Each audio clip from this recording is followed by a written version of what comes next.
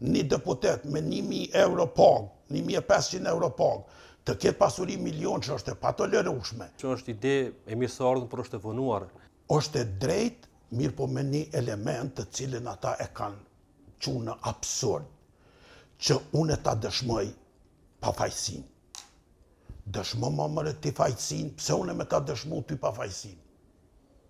Ti nëse e ki mekanizmin e krejt shtetit, po më obligon muë me shpalos pafajsin.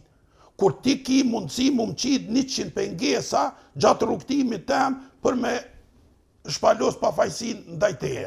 Prandaj është absurd, ajo është e domosdoshme që të, si që tha kryetari, një deputet me 1.000 euro pagë, 1.500 euro pagë, të ketë pasuri milion që është e patolerueshme.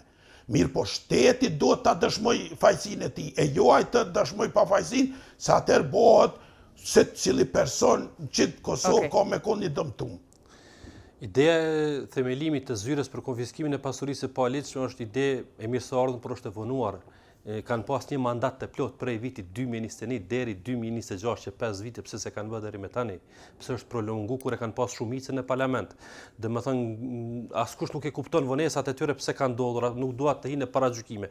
Por ata që do me thonë, me pas mundësi me votu, apo është votu, jo e kishit votu. Po për konfiskimin e pasurisë paligjshme, po domosdoshmërisht.